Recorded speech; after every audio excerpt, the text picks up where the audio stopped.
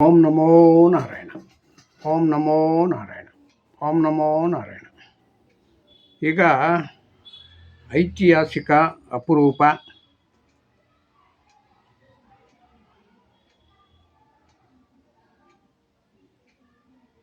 ಹೊಸಪೇಟೆಯಲ್ಲಿ ಇಂದು 3 ಸಿ ಎಂಗಳಿಂದ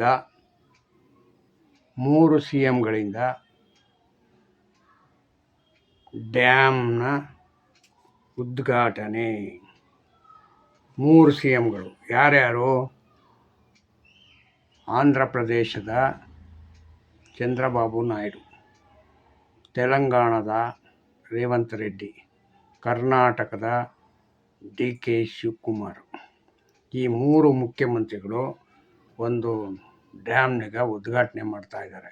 ಯಾಕೆ ಅಂದರೆ ಅದರ ಕ್ರೆಸ್ಟ್ ಗೇಟ್ಗಳೆಲ್ಲ ಒಡೆದೋಗಿದ್ದು, ಅದನ್ನೆಲ್ಲ ರಿಪೇರಿ ಮಾಡಿ ಈಗ ಅದನ್ನು ಚಾಲನೆ ಮಾಡ್ತಾಯಿದ್ದಾರೆ. ಅದಾಗಲೇ ತುಂಬ ದಿವಸದಿಂದ ಕೆಲಸ ನಡೀತಾ ಇತ್ತು.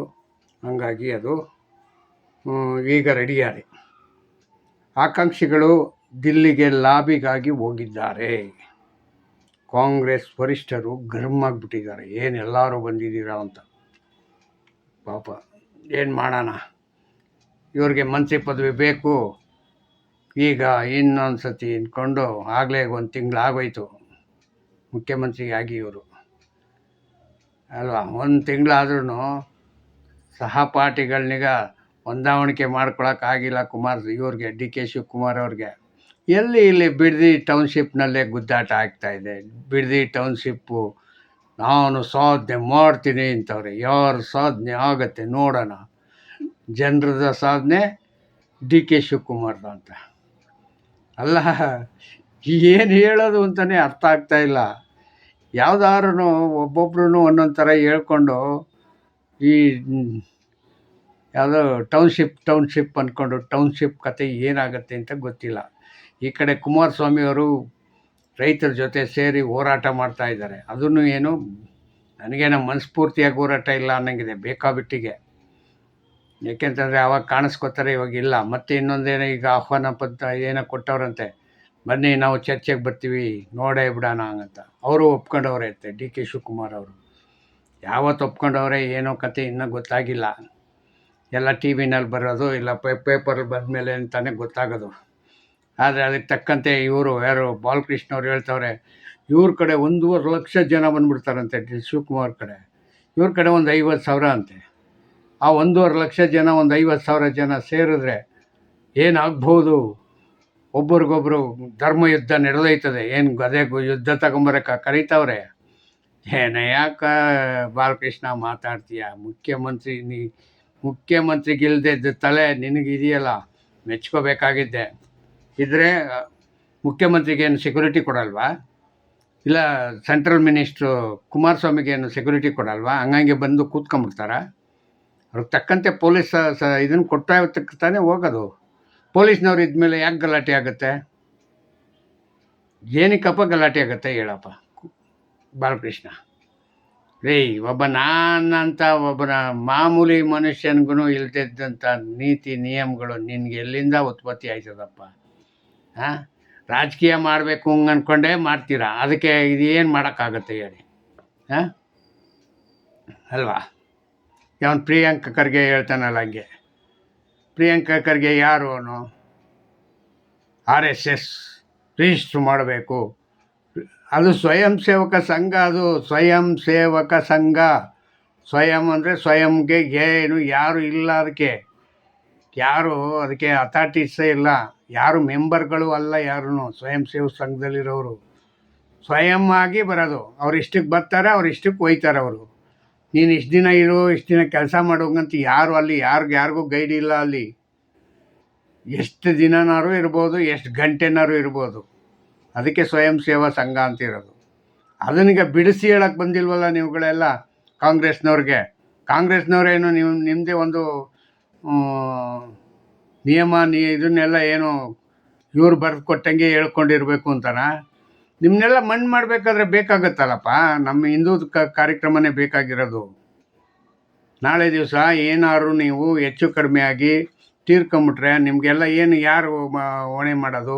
ನಮ್ಮ ಹಿಂದೂಗಳೇ ತಾನೇ ಎತ್ತಾಕಬೇಕು. ಇನ್ಯಾರು ಇವರು ರಾಹುಲ್ ಗಾಂಧಿ ಜಾತಿಯವ್ರು ಬರ್ತಾರಾ? ರಾಹುಲ್ ಗಾಂಧಿ ಜಾತಿ ಎಷ್ಟು ಜನ ಅವರೇ? ಅವ್ನು ಮೊದಲೇ ಮಿಕ್ಸು. ಆ ಮಿಕ್ಸವನ ಜೊತೆಗೆ ನೀವೇನು ಮಾಡ್ತೀರಾ? ಮಿಕ್ಸ್ ಜಾತಿಯವ್ನು ಕರ್ಕೊಂಡು? ಇಲ್ಲ ಅವ್ನಿಗೇನಾದ್ರು ಯಾವ್ದಾದ್ರು ಗೊತ್ತು ಗುರಿ ಇದೆಯಾ? ಶಿವಾಚಾರ ಅಂದರೆ ಏನು, ವೈಷ್ಣವರ ಆಚಾರಗಳೇನು, ಮತ್ತು ವೈಶ್ಯರದ್ದೇನು ಆಚಾರ ಇದೆ, ಏನೋ ಯಾರಿಗಾದ್ರೂ ಗೊತ್ತಾ ಅವ್ರಿಗೆ? ಏನೂ ಗೊತ್ತಿಲ್ಲ. ಗೊತ್ತು ಗುರಿ ಇಲ್ಲದಿದ್ದವನ ಹಿಂದೆ ನೀವು ಅವನು ಹೇಳೋದೇ ಸರಿ ಅಂತ ನೀವು ಕುಣಿತಿದ್ದೀರಾ ಅಂತಂದರೆ ನೀವು ನಿಜವಾಗೂ ನಿಮಗೆ ಎಷ್ಟು ಬುದ್ಧಿವಂತರು ಅಂತ ನನಗೆ ಅರ್ಥ ಆಗಿಲ್ಲ.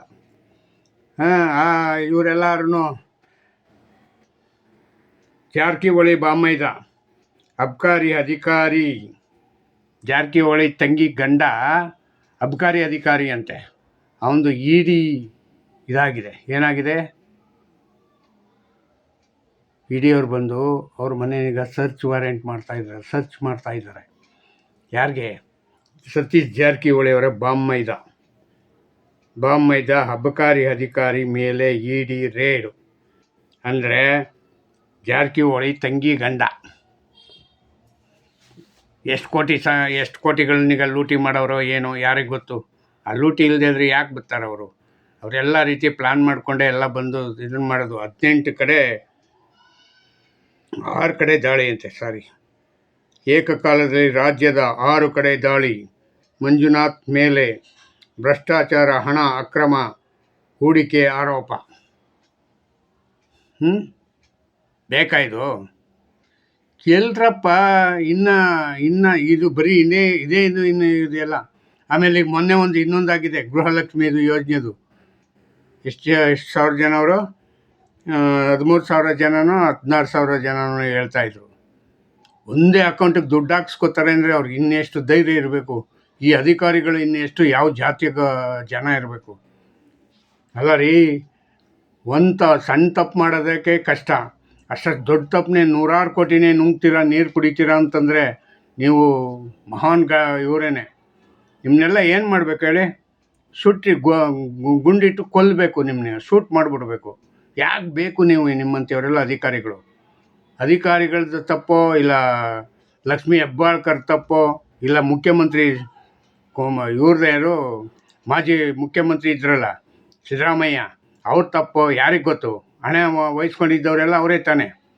ಅವ್ರ ಇಲಾಖೆಯಲ್ಲೇ ಆಗಿರ್ತಕ್ಕಂಥದ್ದು ಹಗರಣ. ಇದು 100 ಕೋಟಿಗಳ ಹಗರಣಗಳಾಗ್ತದೆ ಅಂತಂದರೆ ನೀವು ಎಷ್ಟು ಮಟ್ಟಿಗೆ ದುಡ್ಡು ಕಾವಲು ಕಾಯ್ಕೊಳ್ಳೋಕೆ ಹಾಕಿದ್ದಲ್ಲಪ್ಪ, ನಿಮ್ಮನ್ನ ಕಾವಲುಗಾರರ ಅಂತ ಇಟ್ಟಿದ್ದು. ನೀವು ಕಾವಲುಗಾರರು ಎಲ್ಲ ಹಂಗಾರೆ ಮಂತ್ರಿಗಳು, ಮುಖ್ಯಮಂತ್ರಿಗಳು. ಮತ್ತು ಇನ್ಯಾಕೆ ನಾನು ಆಯ್ತೀನಿ ಅಂತ ಮಂತ್ರಿ ಪದವಿಗೆ ಗುದ್ದಾಡ್ತೀರಾ, ಕುಸ್ತಿ ಕಾಯ್ತೀರಾ? ಅಲ್ಲ, ನಿಮಗೆ ಮಂತ್ರಿ ಗಿರಿ ಸಿಕ್ಕವರೆಗೂ ನನಗೆ ಬೇಕು ಅನ್ನೋದು. ಸಿಕ್ಕಾದ್ಮೇಲೆ ಈ ಥರ ಅಧಿಕಾರಿಗಳ ಜೊತೆ ಸೇರ್ಕೊಂಡು ಸಾಮೀಲು ಮಾಡಿಕೊಂಡು ಕೋಟಿ ಲೂಟಿ ಮಾಡಿಕೊಂಡು ಹೋಗಾಗ ಏನು ತಗೊಂಡು ಹೋಗ್ತೀರಾ ಅಂತ? ಏನೂ ತಗೊಂಡು ಹೋಗಲ್ಲ. ಪ್ರತಿಯೊಬ್ಬನಿಗೂ ಸೊಂಟದಲ್ಲಿರೋ ದಾರನೂ ಕೂಡ ಕಟ್ ಮಾಡಿಬಿಟ್ಟು ಹಾಕ್ತಾರೆ ಒಳಕ್ಕೆ, ನಮ್ಮ ಹಿಂದೂ ಸಂಪ್ರದಾಯ ಪ್ರಕಾರ. ಮತ್ತು ಇನ್ಯಾಕೆ ನೀವು ಹಿಂಗೆ ಕುಸ್ತಿ ಕಾಯೋದು? ಯಾಕೆ ಹೇಳಿ? ಸಹಜವಾಗಿ ನೀವು ಒಂಚೂರು ಆಲೋಚನೆ ಮಾಡೋಕ್ಕಾಗಲ್ವಾ? ಸಹಜವಾಗಿ ಆಲೋಚನೆ ಮಾಡಬೇಕಲ್ಲ. ಏನೂ ಇಲ್ಲ.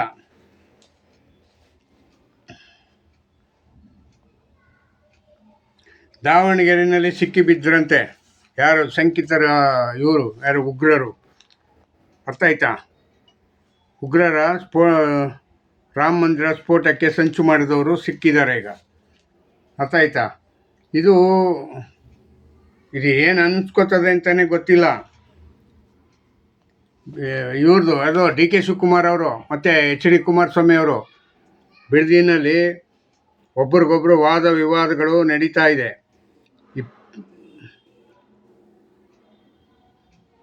ಬೆಂಗಳೂರು ಸುತ್ತಮುತ್ತ ಸಾವಿರಾರು ಎಕರೆ ಕೃಷಿ ಭೂಮಿಯ ವಿಷಯದ ಆರ್ಥಿಕ ವಲಯ ಬೇಡ ಎಂದಿದ್ದು ಕಾಂಗ್ರೆಸ್ KH ಪಾಟೀಲ್ ವರದಿ ಆಧರಿಸಿ ಯೋಜನೆಯನ್ನು ಕೈಬಿಟ್ಟಿದ್ದ HDK ನೇತೃತ್ವದ 2020 ಸರ್ಕಾರ.